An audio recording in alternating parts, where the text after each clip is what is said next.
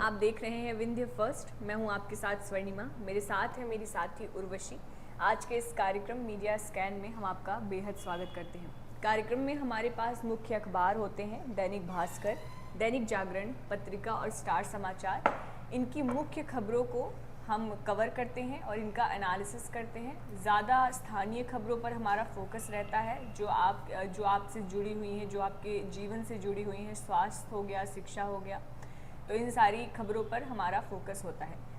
शुरुआत करते हैं आज के कार्यक्रम की। सबसे पहले हम विंध्य की खबरों से शुरुआत करेंगे। जी, विंध्य की खबरों में पत्रिका में, दैनिक जागरण में और स्टार में भी ये खबर दी गई है कि जो एडीआर की रिपोर्ट है, तो मध्य प्रदेश में जो 230 विधायक हैं उसमें से 29 विधायक को अदालत के द्वारा आरोप लगाए जा चुके हैं, आरोपित सिद्ध कर चुकी है। इसमें से विंध्य क्षेत्र के जो विधायक हैं वो है विक्रम सिंह है, सतना जिले के रामपुर बघेलान सीट से है।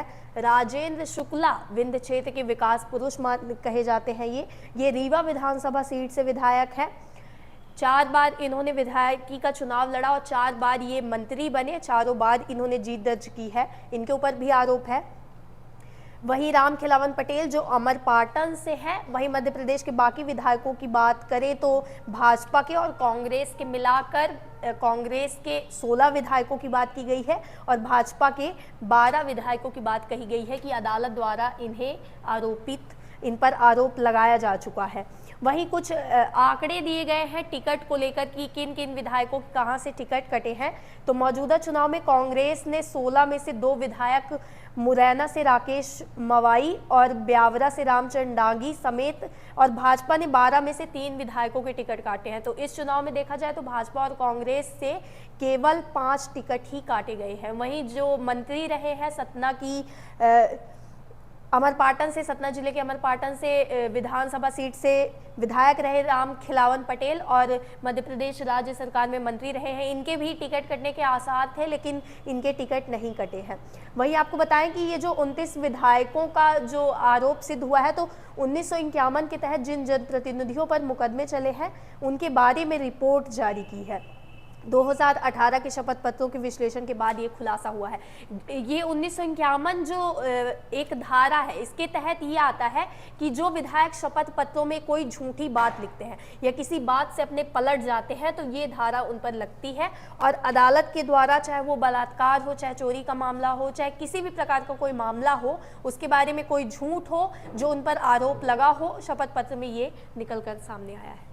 जी, अब हम बात करते हैं हमारी अगली खबर की। तो कस्टोडियल डेथ को लेकर एक खबर आ रही है, जहां चोरी के आरोप में एक महिला की पुलिस कस्टडी में मौत हो गई।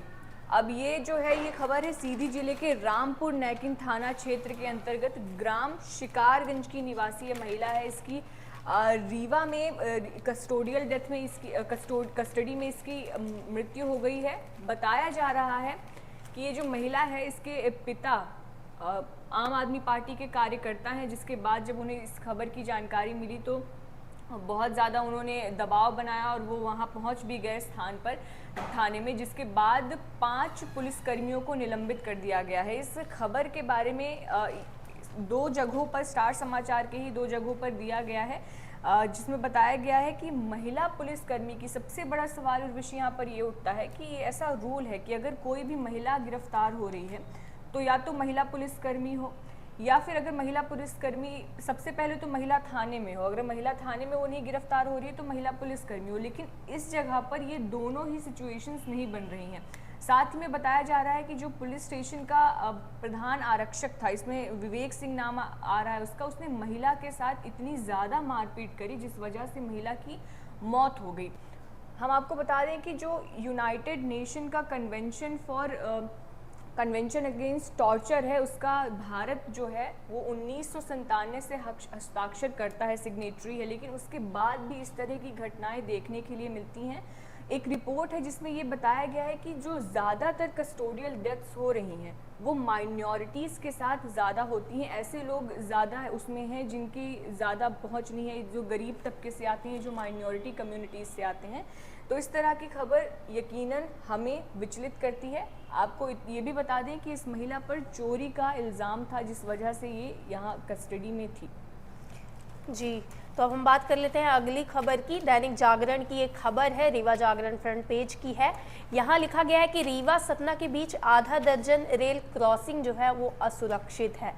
52 किलोमीटर लगभग सतना और रीवा से रेल लाइन मिला लिया जाए तो 52 किलोमीटर रेल लाइन में आधा दर्जन रेल क्रॉसिंग जो है वो असुरक्षित है। यानी जो एक पटरी से दूसरे पटरी पर यानी प्लेटफॉर्म अगर बदलना चाहे तो वो असुरक्षित है 52 किलोमीटर की रेंज में। यहाँ बताया गया है कि ऐसे क्रॉसिंग में सिग्नल आदि की उपयुक्त व्यवस्था नहीं है। यानी क्रॉसिंग होता है वो चाहे सड़क का हो चाहे रेलवे की पटरियों का हो, सिग्नल दिए रहते हैं, लेकिन इस 52 किलोमीटर की रेंज में 12 पटरियां 12 रेल क्रॉसिंग आती हैं और इन 12 रेल क्रॉसिंग में एक भी सिग्नल नहीं दिए गए हैं। सिग्नल की व्यवस्था जो है वो खराब बताई जा रही है। लिखा है कि रीवा से सतना रेल लाइन के बीच लगभग 12 रेल क्रॉसिंग है, इसमें से आधा दर्जन क्रॉसिंग में सिग्नल की व्यवस्था ही नहीं है। यानी ट्रेन के निकलने के समय जो गेटमैन द्वारा ही क्रॉसिंग का गेट खोला जाता है और बंद किया जाता है। अब यदि यहाँ पर गेटमैन से कोई लापरवाही हो जाती है तो क्रॉसिंग में हादसा होना लगभग तय बताया जा रहा है। अक्सर हम देखते हैं कि ट्रेनों में दुर्घटना हो जाती है, ट्रेन की जो भिड़ंत होती है वो हो जाती है। कुछ उपाय यहाँ पर बताए गए हैं कि रेलवे द्वारा ये उपाय जारी किए थे, लेकिन इन पर कोई इम्प्लीमेंट नहीं हुआ है। लिखा है कि इन उपायों पर काम नहीं हुआ है। रेल प्रशासन ने कुछ समय पहले प्राइवेट एजेंसी के कर्मचारियों को बतौर गेट मित्री नियुक्त करने की योजना बनाई थी, परंतु अंतर्कलह के चलते रेल प्रशासन इस पर कोई कार्यवाही नहीं कर पाया है।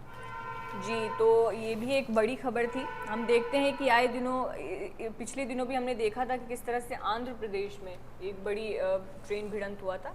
हम बात करते हैं हमारी अगली खबर का, तो दैनिक भास्कर में ये खबर है जहां दालों में जो मिलावट हो रही है उसको लेकर ये बड़ी खबर है। यहाँ पर बताया जा रहा है कि लोग पूरा दाम दे रहे हैं लेकिन उसके बाद भी उन्हें मिलावट वाली दाल खरीदनी पड़ रही है। अनाज मंडियों में जो मिलावट है अब बेहद आम हो चुका है। ऐसा नहीं है कि कोई बहुत अलग बात है, आए दिन मिलावट की खबरें देखने को मिलती हैं। अब दालों में जो मिलावट हो रही है वो इस तरह की मिलावट है कि जिस हिसाब से दालों का साइज़ है, जैसे अरहर की दाल का साइज़ अगर छोटा है तो उस हिसाब से उसमें पत्थर की मिलावट की जाती है।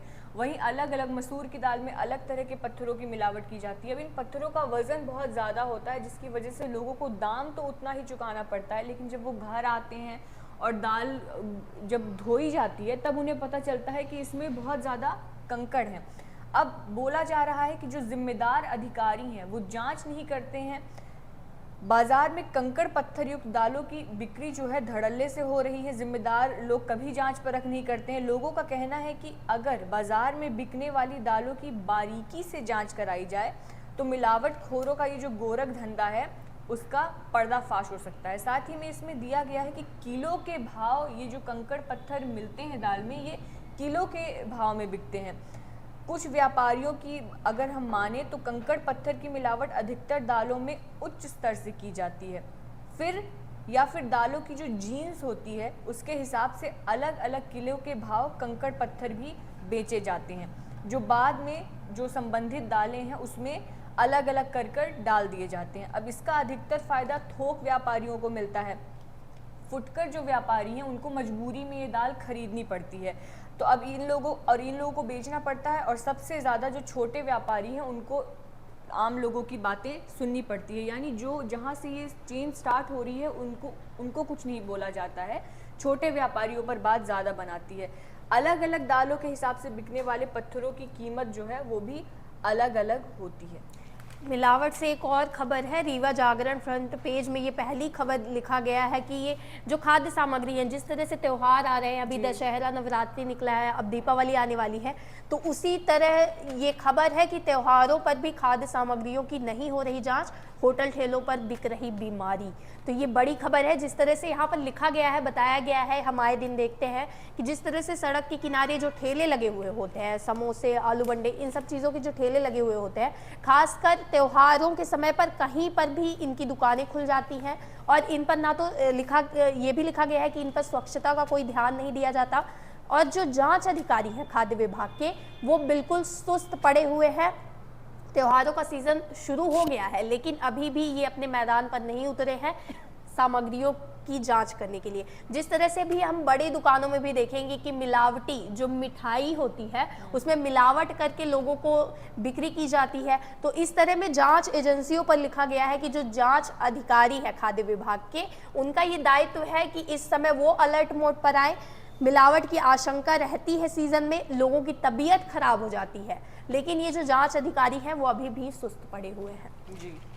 तो ये रही हमारी विंध्य की खबरें। अब हम बात करते हैं हमारी प्रादेशिक खबरों की ओर। तो पत्रिका के मध्य प्रदेश का महामुकाबला पेज में एक खबर है, हालांकि ये खबर पूरे मध्य प्रदेश के लिए है, लेकिन ये विदिशा जिले के 2 उम्मीदवार हैं, उन्हें भुगतान करना पड़ा है। यानी कि जिस तरह से आचार संहिता लगी है और आचार संहिता के बाद हमने कई बार बात की कि नेताजी की जो टोपी है वो अब छोटी होने वाली है, यानी कि उनके जो खर्चे हैं वो कम होने वाले हैं। किसी भी प्रकार का अगर वो खर्चा करते हैं, चाहे वो प्रचार प्रसार को लेकर हो, चाहे वो उनका निजी खान पान को लेकर हो, सारी व्यवस्थाएं जो है वो नियत कर दी गई थी। लेकिन इन्होंने विदिशा विधानसभा चुनाव के दौरान सोशल मीडिया की पोस्ट पर आयोग का पहरा लगा है। आपको बताएं कि यहाँ पर 44 राजनीतिक पोस्ट की है उन्होंने अपने फेसबुक इंस्टाग्राम अकाउंट पर। विदिशा के कांग्रेस प्रत्याशी शशांक भार्गव हैं, इन पर समिति ने 27,766 रुपए का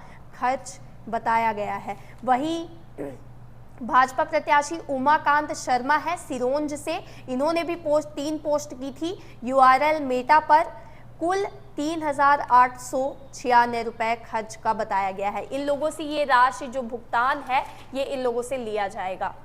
जी, प्रदेश की हम अगली खबर की बात करें, बड़ी उपलब्धि भारत के लिए है और उससे भी बड़ी उपलब्धि मध्य प्रदेश के लिए है। ग्वालियर को जो यूनेस्को है, संयुक्त राष्ट्र का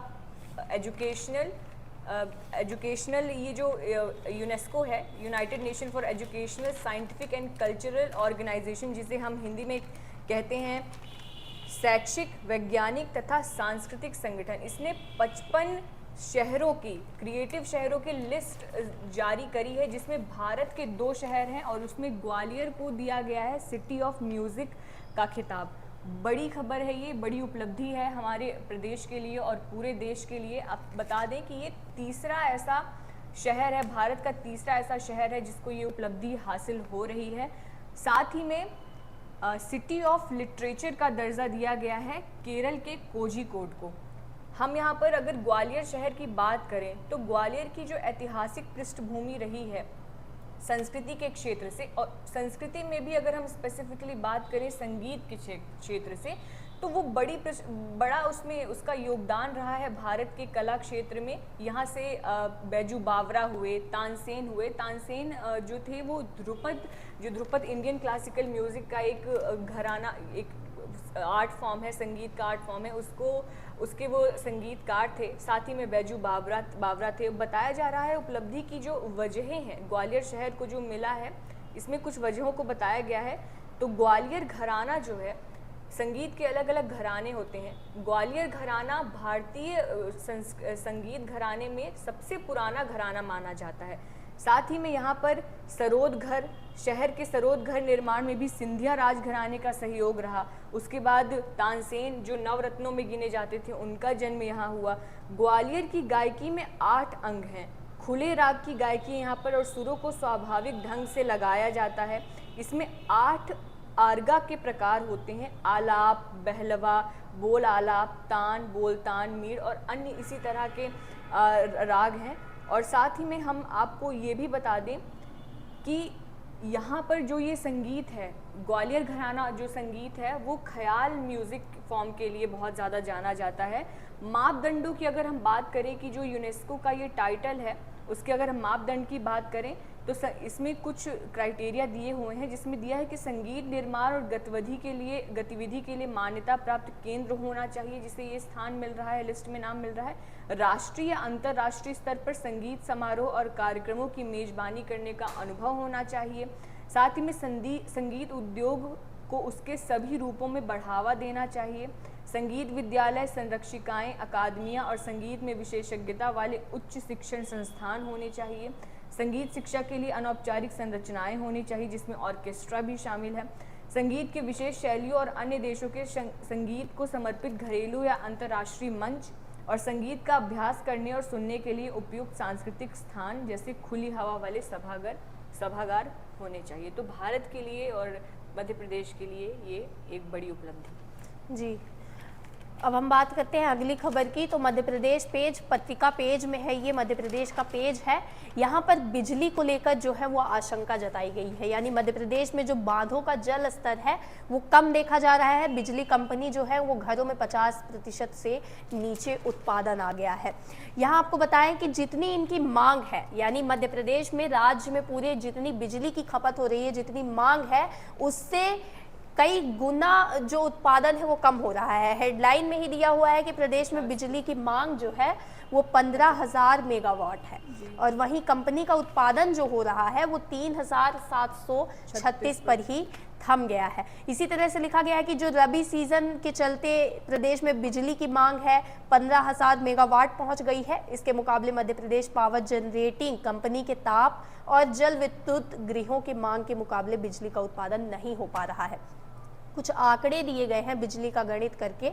यहाँ पर 2017-18 में 12,240 जो है वो मांग थी, फिर उसके बाद 18-19 में 14,089 थी, 2019-20 में 14,555 थी, 20-21 में 15,425 थी, वहीं 21-22 में 15,692 थी और अब 2022-23 में 15,460 है। वहीं अगर कुछ बांधों की बात की जाए तो इनका जो जल स्तर कम हुआ है इसकी भी एक तालिका दी हुई है।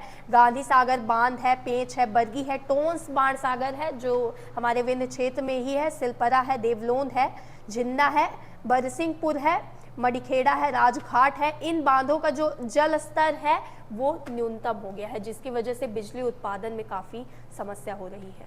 जी, ये थी हमारी राज्य स्तरीय खबरें। अब हम बात कर लेते हैं हमारी राष्ट्रीय खबरों की। तो सबसे पहले एक्सीडेंट की, जो देश में एक्सीडेंट का ट्रेंड है उस पर एक सरकारी रिपोर्ट जारी हुई है।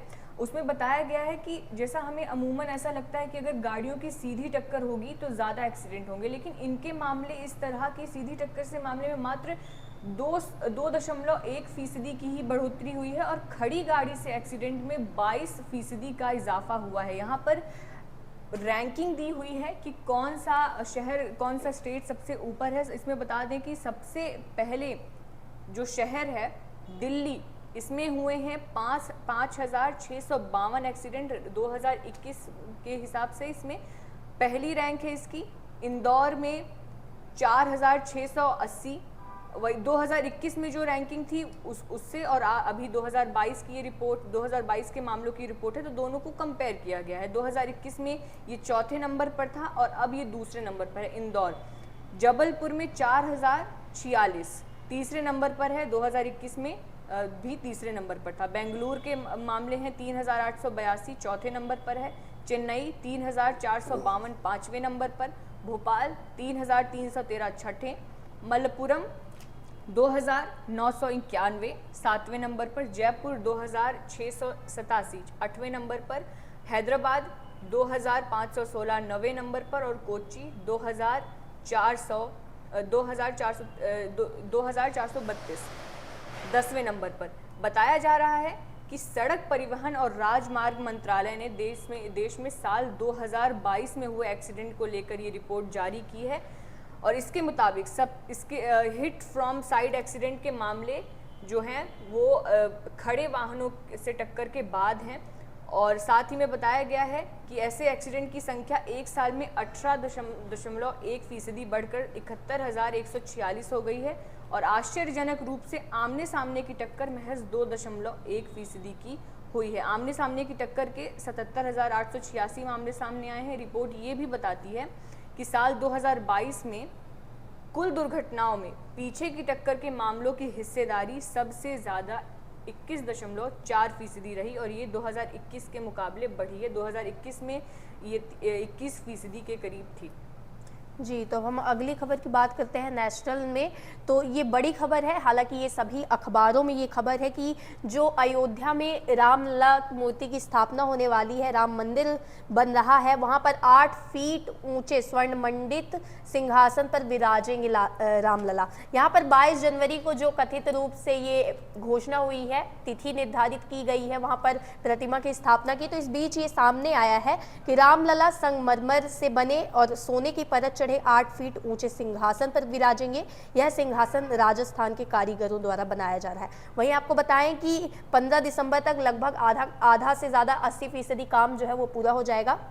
वहीं यहाँ पर जो सोने चांदी का उपयोग हो रहा है, वहाँ देश विदेश से सोना चांदी मिला है और उसे पिघलाया जा रहा है, देश विदेश से सोना चांदी लेकर आया जा रहा है। नेशनल की एक और खबर है, ये छोटे कॉलम में यहीं पर दी गई है, ये बड़ी खबर कह सकते हैं। जिस तरह से सफाई कर्मचारी और भी कर्मचारी आउटसोर्स होते हैं, उस तरह से दिल्ली सरकार ने एक पहल की है। दिल्ली के सीएम अरविंद केजरीवाल ने नगर निगम के करीब 5000 कर्मचारियों को उनकी नौकरी पक्की होने की घोषणा कर दी है। वहीं उन्होंने भाजपा सरकार पर हमला बोला है कि 15 साल तक नगर निगम में भाजपा की सरकार थी, जिसने सफाई कर्मचारियों का शोषण करने में कोई कमी नहीं छोड़ी है। तो इस तरह से हम देख सकते हैं कि जिस तरह से आउटसोर्स कर्मचारी जो होते हैं वो सभी निजी सेक्टर के माध्यम से हर जगह फैल रहे हैं। तो ये दिल्ली सरकार की बहुत बड़ी पहल है लोगों के लिए भी, जो सरकारी कर्मचारियों का शोषण होता है, सफाई कर्मचारियों का, उनके लिए भी ये बड़ी खबर है। जी, अब हम बात कर लेते हैं हमारी स्पोर्ट्स की खबरों की। तो अफ्रीकी चक्रवात में कीवी भी ढेर। वर्ल्ड कप जो था, उस कल का जो मैच था उसमें दक्षिण अफ्रीका टीम के तूफान में बुधवार को न्यूजीलैंड ध्वस्त हो गया। 24 सालों बाद ऐसा हुआ है कि न्यूजीलैंड को हराया गया है दक्षिण अफ्रीका द्वारा, 190 रनों से हराया गया। बड़ी जीत है ये। साथ ही में इसमें बताया जा रहा है कि पहले बल्लेबाजी करते हुए जो अफ्रीकी टीम थी उसने 357 का विशाल स्कोर खड़ा किया और जवाब में न्यूजीलैंड के बल्लेबाजों ने टूर्नामेंट में पहली बार निराश किया है।